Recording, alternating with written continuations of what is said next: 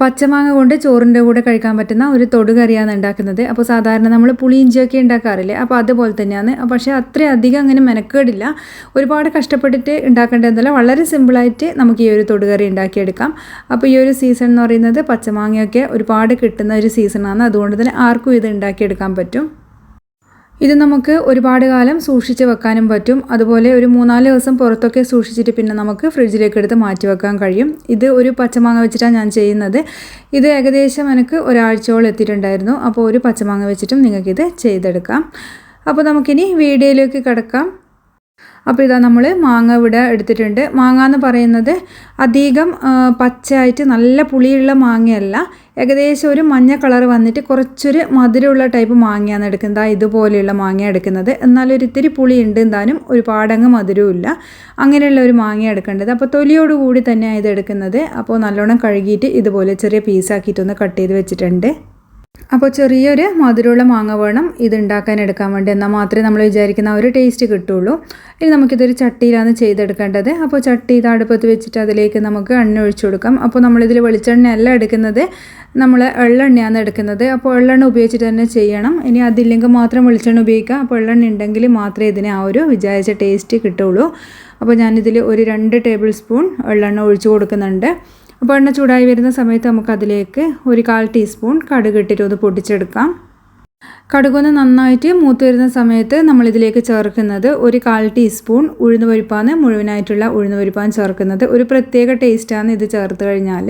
ഇനി അതെല്ലാം കൂടി നന്നായിട്ടൊന്ന് പൊട്ടി വരുന്നത് വരെയും അതുപോലെ ആ ഒരു ഉഴുന്നുപരിപ്പിൻ്റെ കളറ് മാറുന്ന വരെയും നമുക്കിതൊന്ന് വെയിറ്റ് ചെയ്യാം. അപ്പോൾ അതിനുശേഷം നമുക്കൊരു 2-3 വറ്റൽമുളക് ഇതിലേക്ക് പൊട്ടിച്ചിട്ട് ഇട്ട് കൊടുക്കാം. അപ്പോൾ വറ്റൽമുളകൊക്കെ നിങ്ങൾ എരിവിനനുസരിച്ചിട്ട് എടുക്കാം.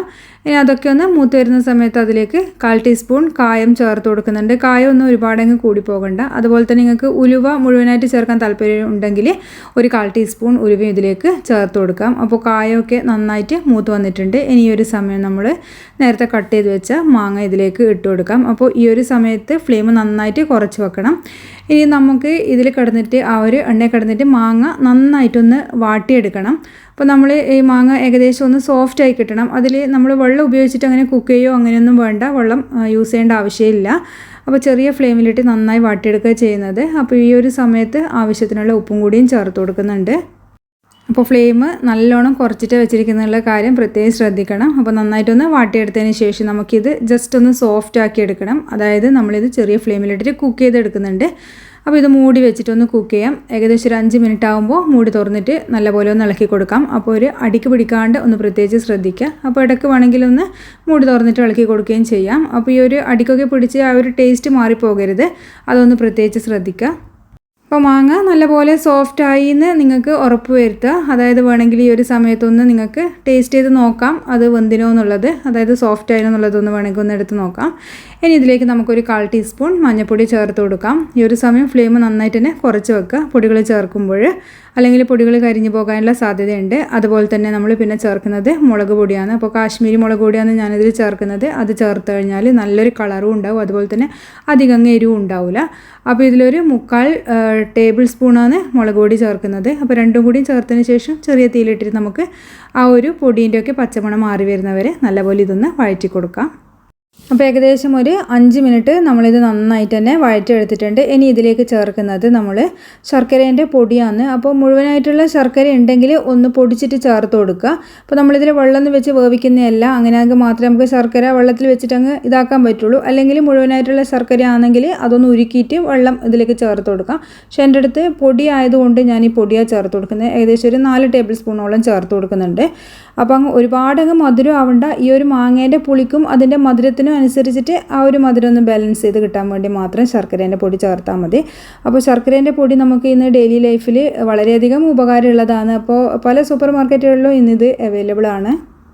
അപ്പോൾ അതും കൂടിയും ചേർത്തതിന് ശേഷം ആ ഒരു ശർക്കരേൻ്റെ പൊടിയൊക്കെ ഒന്ന് ഉരുകി വരുന്നത് വരെ നമ്മളിതൊന്ന് മൂടി വെച്ചിട്ട് തന്നെ കുക്ക് ചെയ്തെടുക്കുന്നുണ്ട്. അപ്പോൾ കുറച്ച് കഴിയുമ്പോൾ ഇതുപോലെ അതൊക്കെ ഉരുകിയിട്ട് അതിൽ തന്നെ ഒന്ന് വെള്ളം ഇറങ്ങി വരും.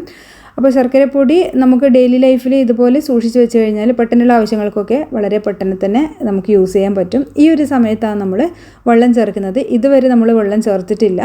അപ്പോൾ നമ്മൾ ചേർക്കുന്നത് ചൂടുവെള്ളമാണ്. അപ്പോൾ തിളപ്പിച്ച നല്ല ചൂടുവെള്ളം തന്നെയാണ് ചേർത്ത് കൊടുക്കുന്നത്. അതും ഒരുപാടൊന്നും ചേർത്ത് കൊടുക്കേണ്ട ആവശ്യമില്ല. ഒരു 1/4 ഗ്ലാസ് മാത്രം ചേർത്ത് കൊടുത്താൽ മതി. എന്നിട്ട് എല്ലാം കൂടി നല്ലോണം മിക്സ് ചെയ്യുക. ഈ ഒരു സമയത്ത് നമുക്ക് ഉപ്പോ എരിവോ എന്തെങ്കിലും വേണമെങ്കിൽ ഇപ്പോൾ ഒന്ന് ചേർത്ത് കൊടുക്കാം. അപ്പോൾ ഞാനിതിൽ ഉപ്പ് കുറച്ച് കുറവായതുകൊണ്ട് ഉപ്പ് ചേർത്ത് കൊടുത്തിട്ടുണ്ടായിരുന്നു. വീണ്ടും എല്ലാം കൂടി നല്ലോണം മിക്സ് ചെയ്തതിന് ശേഷം ഇത് മൂടി വെച്ചിട്ട് കുറച്ച് സമയം കൂടി ഇതൊന്ന് കുക്ക് ചെയ്യുന്നുണ്ട്. അപ്പോൾ ഇത് അങ്ങനെ ഒരുപാട് വെന്തൊടയൊന്നുമില്ല മാങ്ങ. നല്ല അടിപൊളി മാങ്ങയാണിത്. അപ്പോൾ അതുകൊണ്ട് ഒരുപാട് വെന്തൊടയൂല. അപ്പോൾ അങ്ങനെ വെന്തുടഞ്ഞു കഴിഞ്ഞാൽ അതിൻ്റെ ടേസ്റ്റ് പോവുകയും ചെയ്യും. അതിനനുസരിച്ചിട്ട് മാത്രമേ നിങ്ങളിത് കുക്ക് ചെയ്തെടുക്കാൻ പാടുള്ളൂ. അപ്പോൾ ഇത് വീണ്ടും നമ്മൾ മൂടി തുറന്നിട്ട് നല്ലപോലെ ഇളക്കി കൊടുക്കുന്നുണ്ട്. അപ്പോൾ ഇത്രയേ ഉള്ളൂ. ഇനിയിപ്പോൾ നല്ലോണം കുറുകണം എന്നുണ്ടെങ്കിൽ തന്നെ നിങ്ങൾക്ക് കുറച്ചും കൂടി ഇത് വറ്റിച്ചെടുക്കാം. പക്ഷേങ്കിൽ ഈ ഒരു സമയത്ത് ഓഫാക്കുന്നതാണ് നല്ലത്. കാരണം ആ ഒരു ചട്ടി തന്നെ ആ ചൂട്ടിന് ഇത് കുറച്ച് സമയം കഴിയുമ്പോൾ തണുക്കുമ്പോഴിതൊന്ന് നല്ലോണം വീണ്ടും ഒന്ന് വറ്റി കിട്ടും. അപ്പോൾ ഈ ഒരു സമയം ഞാൻ ഫ്ലെയിം ഓഫാക്കി കൊടുക്കുന്നുണ്ട്. അപ്പോൾ ഇത്രയേ ഉള്ളൂ. വളരെ സിമ്പിളായിട്ടുള്ള തൊടുകറി ഇവിടെ റെഡി ആയിട്ടുണ്ട്. അപ്പോൾ കണ്ടില്ലേ, ഇത് ആ ഒരു ചൂട് കഴിഞ്ഞിട്ട് ഒന്ന് ആറുന്ന സമയത്ത് തന്നെ ഇത് നന്നായിട്ട് ഇതായി കിട്ടിയിട്ടുണ്ട്, വറ്റി കിട്ടിയിട്ടുണ്ട്. അപ്പോൾ വളരെ സിമ്പിളാണ് ഉണ്ടാക്കാൻ വേണ്ടിയിട്ട്. അതുപോലെ തന്നെ ചോറിൻ്റെ കൂടെ ഇതുപോലൊരു കറി മാത്രം മതിയാകും. നമുക്ക് കുറച്ച് കാലം ഇത് സൂക്ഷിച്ച് വെക്കാനും പറ്റും. അപ്പോൾ സൂക്ഷിച്ച് വെക്കുമ്പോഴെന്ന് പറഞ്ഞു കഴിഞ്ഞാൽ നിങ്ങൾ നല്ലോണം ആറിയതിന് ശേഷം മാത്രം ബോട്ടിലാക്കിയിട്ട് സൂക്ഷിച്ച് വെക്കുക. അപ്പോൾ എല്ലാവർക്കും ഒരുപോലെ ഇഷ്ടപ്പെടുന്നൊരു കറിയാണിത്. അപ്പോൾ പച്ച ചോറിൻ്റെ കൂടെ ഇതിൽ സൈഡായിട്ട് തന്നെ യൂസ് ചെയ്യാൻ പറ്റും. നമുക്ക് മെയിൻ കറീൻ്റെ ആവശ്യമൊന്നുമില്ല. അപ്പോൾ നിങ്ങൾ വീഡിയോ ഇഷ്ടമാവുകയാണെങ്കിൽ എന്തായാലും തീർച്ചയായിട്ടും ഒന്ന് ട്രൈ ചെയ്ത് നോക്കുക. കാരണം മാങ്ങേൻ്റെ സീസൺ ആയതുകൊണ്ട് തന്നെ എല്ലാവർക്കും ഒരുപോലെ കിട്ടുന്നതുമാണ്. ഇനി അടുത്ത വീഡിയോയിൽ നമുക്ക് വേറൊരു റെസിപ്പി ആയിട്ട് കാണാം. താങ്ക്